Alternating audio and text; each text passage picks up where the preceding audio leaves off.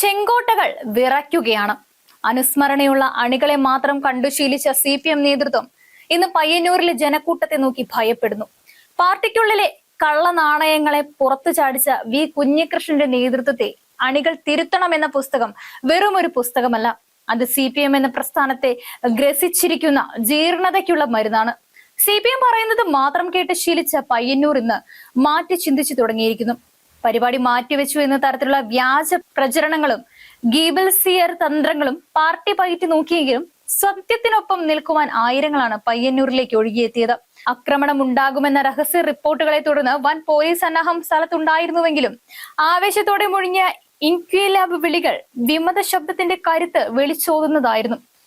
എന്നെ വ്യക്തിപരമായി അധിക്ഷേപിക്കുന്നു, സദസ്സിൽ പറയാൻ കഴിയാത്ത അശ്ലീല സന്ദേശങ്ങൾ അയക്കുന്നു. കുഞ്ഞികൃഷ്ണന്റെ വാക്കുകളിൽ രോക്ഷവും വേദനയും ഉണ്ടായിരുന്നു. മോഷണ സംഘമായി മാറിയ പാർട്ടി നേതൃത്വത്തിനെതിരെ വിട്ടുവീഴ്ചയില്ലാത്ത പോരാട്ടത്തിന് അദ്ദേഹം തയ്യാറെടുക്കുമ്പോൾ പയ്യന്നൂർ ഇന്ന് ആ പോരാട്ടത്തിന്റെ കേന്ദ്രമായി മാറുകയാണ്. വ്യക്തിഹത്യയിലൂടെ സത്യത്തെ മൂടിവെക്കാമെന്ന പിണറായി വിജയന്റെയും സംഘത്തിന്റെയും മോഹം ഇവിടെ തകരുകയാണ്.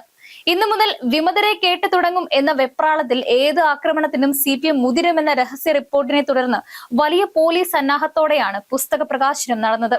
നേതൃത്വത്തെ അണികൾ തിരുത്തണം എന്ന തലക്കെട്ടിലാണ് പുസ്തകം ഇറങ്ങുന്നത്. ഏറ്റവും പ്രമുഖനായ കമ്മ്യൂണിസ്റ്റ് ജോസഫ് C. മാത്യുവാണ് പുസ്തകം പ്രകാശനം ചെയ്തത്. ചടങ്ങിൽ പങ്കെടുക്കാൻ വലിയ ജനാവലിയാണ് എത്തിയത്. നിരവധി പേർ കുഞ്ഞികൃഷ്ണന് കൈകൊടുക്കുകയും അഭിനന്ദിക്കുകയും ചെയ്തത് കാണുമ്പോൾ തന്നെ നമുക്കറിയാം CPM-നെയല്ല, CPM-ലെ ഇന്നത്തെ മോഷ്ടാക്കളായ നേതൃത്വത്തെയാണ് പടിയടിച്ച് പിണ്ടം വയ്ക്കുവാൻ യഥാർത്ഥ കമ്മ്യൂണിസ്റ്റുകാർ ആഗ്രഹിച്ചു കഴിഞ്ഞു എന്നുള്ളത് വളരെ വ്യക്തമാണ്. അതുകൊണ്ട് തന്നെ ഇൻക്വിലാബ് വിളിച്ചുകൊണ്ടാണ് കുഞ്ഞികൃഷ്ണന്റെ പുസ്തക പ്രകാശന ചടങ്ങ് നടത്തിയത്.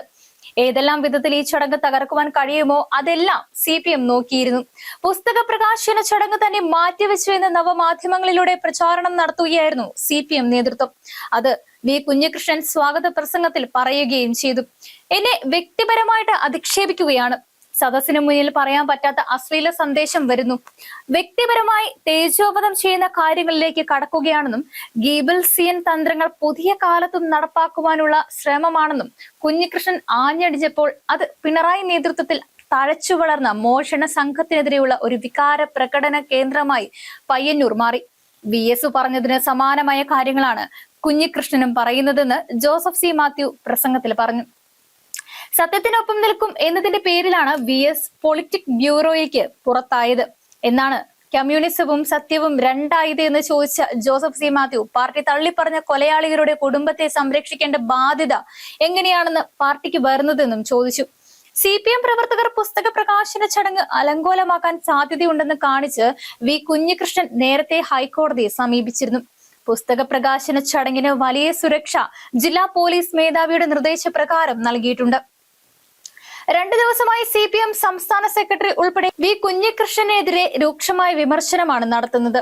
പ്രമുഖ രാഷ്ട്രീയ നിരീക്ഷകൻ ജോസഫ് C. മാത്യു ഉന്നയിച്ച ചോദ്യങ്ങൾ CPM-നെ ശരിക്കും പ്രതിക്കൂട്ടിലാക്കുന്നതാണ്.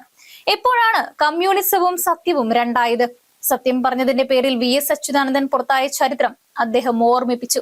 ക്രിമിനലുകളെയും കൊലയാളികളെയും സംരക്ഷിക്കുന്ന പാർട്ടിക്ക് യഥാർത്ഥ കമ്മ്യൂണിസ്റ്റുകാരെ ഉൾക്കൊള്ളുവാൻ കഴിയുന്നില്ല എന്ന പച്ചയായ യാഥാർത്ഥ്യമാണ് അദ്ദേഹം പയ്യന്നൂരിൽ വിളിച്ചു പറഞ്ഞത്. MV ഗോവിന്ദൻ നേരിട്ടിറങ്ങിയിട്ടും കുഞ്ഞികൃഷ്ണൻ എന്ന ഒറ്റയാൾ പോരാളിയെ തളയ്ക്കുവാൻ കഴിഞ്ഞില്ല എന്നുള്ളത് CPM-ന് കിട്ടിയ കനത്ത പ്രഹരമാണ്. ഈ പുസ്തകത്തിലെ രഹസ്യങ്ങൾ പുറത്തു വരുന്നതോടെ കണ്ണൂരിലെ CPM നേതൃത്വത്തിന്റെ അക്രമ രാഷ്ട്രീയവും അഴിമതി കഥകളും കൂടുതൽ വ്യക്തമാകും. ഇത് CPM-ന്റെ ചരമക്കുറിപ്പാകുമോ എന്നതാണ് രാഷ്ട്രീയ കേരളം ഉറ്റുനോക്കുന്നത്. ഭീഷണിപ്പെടുത്തിയും അടിച്ചമർത്തിയും ഇനിയും മുന്നോട്ട് പോകാൻ കഴിയില്ലെന്ന വലിയ മുന്നറിയിപ്പാണ് പയ്യന്നൂർ നൽകുന്നത്.